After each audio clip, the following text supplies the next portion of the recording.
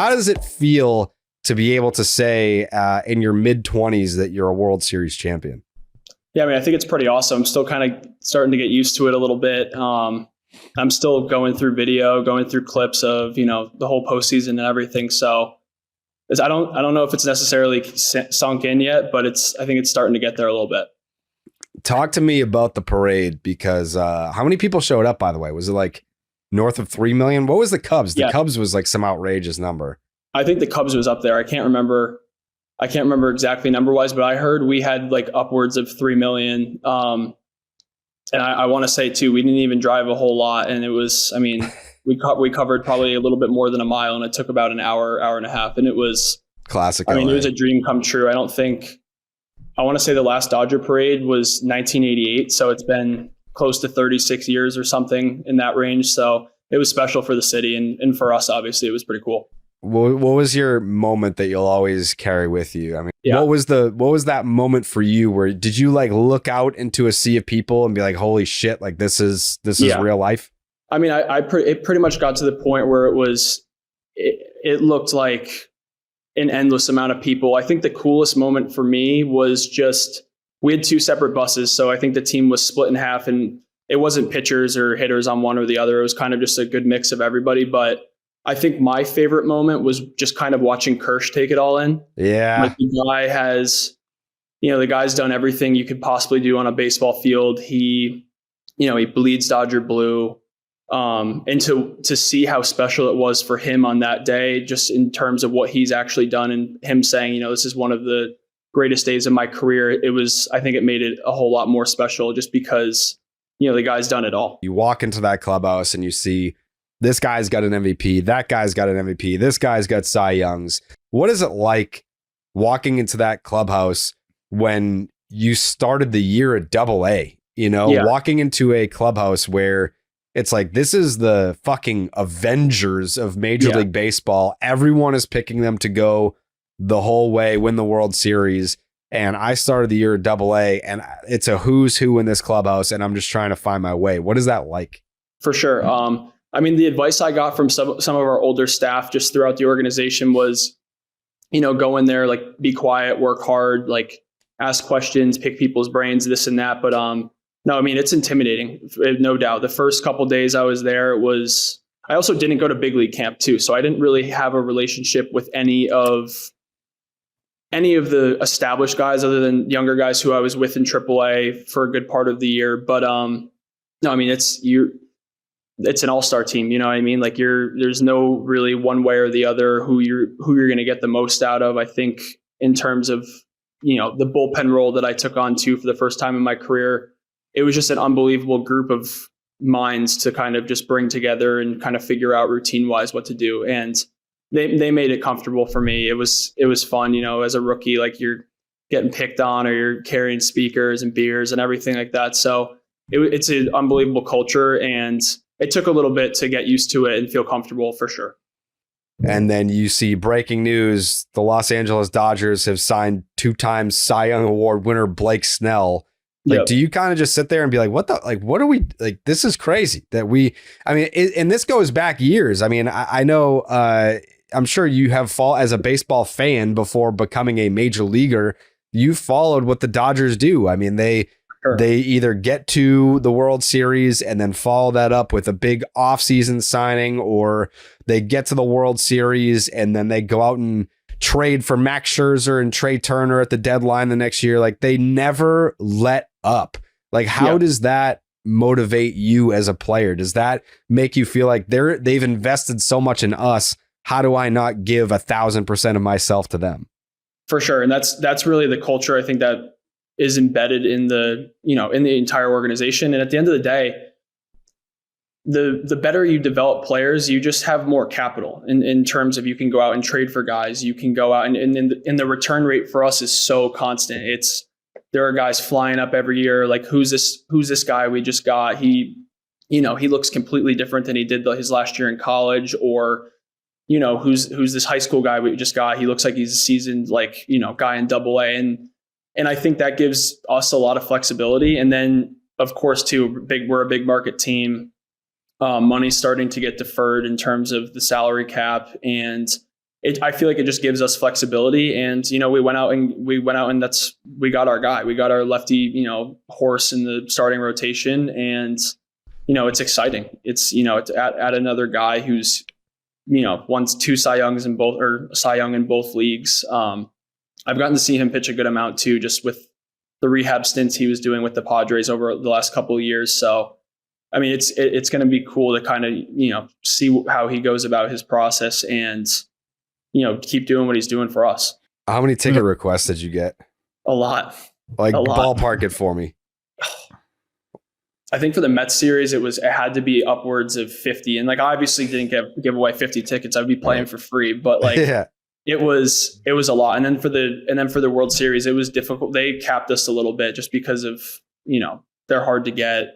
They're obviously trying to make money too. And the tickets that they do for family and friends are cheaper, but it was just, I mean, I'm still catching up on my phone, honestly, too, from everything that happened. But yeah, no, the requests were insane. I think one of the first questions that I asked you was about walking into the Dodger clubhouse and, what your approach was and all that. And you mentioned, being a good listener, who is someone that you've gotten advice from? Like, who is someone? Because I mean, I don't know, like, it's a personality thing. Everybody's different. I don't know that I would have the balls to like approach a Clayton Kershaw. Like, have you had conversations with him? And I mean, I know Tyler Glasnow is fucking awesome. Like, he's one of the most approachable. He's just, no matter how much success he has, he will always be super down to earth. But who have you sort of had these conversations with and picked their brains and been able to actually take something from that? For sure. I mean, it's obviously it's a lot of guys. Like, I've had, conversations all over the place, but I think just with who I was with the most, it was the bullpen guys. So guys like Alex Vesia, Blake Trinan, Anthony Banda, Joe Kelly, all of these guys. I think the best piece of advice I probably ever got was from Trinan, and we were kind of just talking about, what's the overall, like, what's the difference from AAA or AA to the big leagues. And he was telling me about how big league hitters can kind of feel fear on a pitcher. Like, you can feel like tentativeness, or, if he's a little bit scared to throw a pitch, or if he doesn't want to be in the zone and he's trying to do too much. And big league guys take advantage of that. And he was like, it's the same game. Go out and attack. Don't try to do too much or this or that. And just be even keel out there. You don't need to be super emotional or this or that.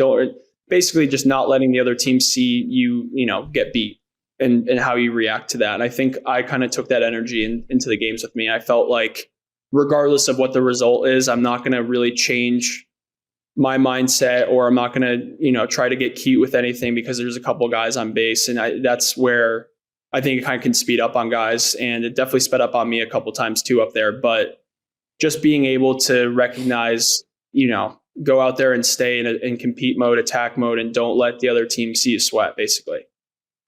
Because we see in Mookie Betts is posting all these cool vlogs about his freaking World Series party. We saw Shohei's wife hitting threes on the court. Did you get to go to that party? And what was it like? Like, how top notch was it? I mean, I did go. We had an absolute blast. And it was funny too, because he texted in the group chat. He's like, "Hey boys, like, we're going to, we'll do my house at 6:30. There's going to be a little bit of food, nothing crazy, this and that." And like, it was just decked out, like, he's got the chefs there. He's got the DJ there. The decorations are unbelievable. And like, we just had a great time. We were playing pickleball, we were bowling, like we were doing everything. He has a little warehouse with just like, it's just the glorified man cave that like anybody would have a good time in. So it was awesome. And it was just good to be with those guys in like a controlled setting where we're just kind of hanging out, get to go over, just the last, couple weeks and just take it all in. And then obviously he was pulling guys up to the top where the studio was for the podcast and kind of just asking questions throughout the night. And I think it was a perfect setting for it. And the groups of people weren't like designated like hitters or pitchers. So like everybody was kind of just mixed and matched with whoever. And it was awesome. Did you bring anything to the party? I brought Sapporo beers to the party. Atta baby. All right. 24 case of Sapporos, which was my job. Yeah. Well, you're trying to get Shohei hammered, dude.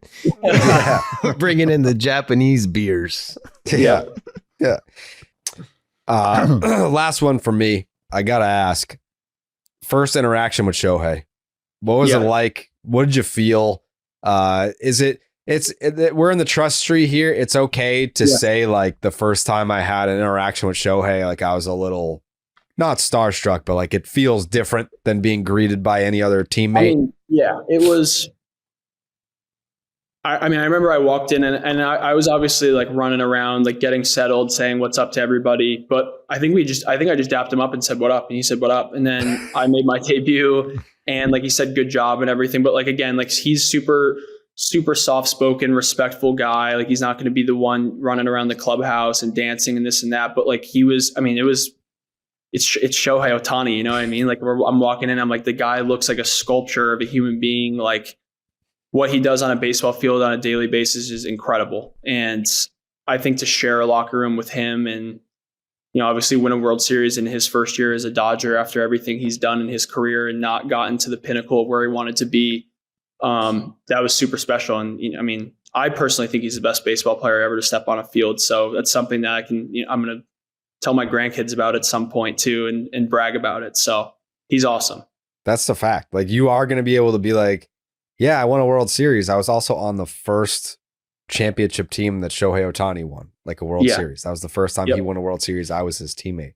Like, no doubt. I know it's kind of like, you know, putting him on a pedestal. It's like, yeah, I won the World Series, but it's like on the same token to be able to say like, yeah, I was on the World Series team that Shohei Ohtani got his first ring. Even Mookie too. Like I grew up a diehard Red Sox fan. So, and I was a hitter my whole life up until pretty much, I threw a little bit in college my first couple of years, but I didn't make the shift until I got to UConn. And I mean, Mookie's my guy. Like that was who I looked up to in the big leagues. That's who I wanted to watch hit and play, and just how good of an athlete he is and what he's able to do on the field is incredible. So he was another guy where I was like, that's Mookie. You know what I mean? I feel like I got close with him. He took me under his wing, and kind of just to share that similarity with Boston was really cool.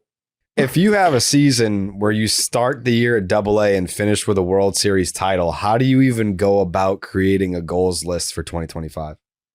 Yeah, I think that's another big thing too, was for me, it's just, I want to come into camp pretending like I haven't done anything and not be complacent or this or that. And just, you know, I think the goal is to just help the big league team win in any role, in any way, whatever it is. And then obviously just stay healthy. That's the biggest thing. It's just the availability of, you know, being good to go whenever you get asked to take the ball. And I think that's when, you know, you get to kind of separate yourself if you're one of those guys where there isn't much of an issue of, oh, can he recover in a day? Or, you know, can he start this game for us, this or that? And it's just being open to tackling any role. World Series champions.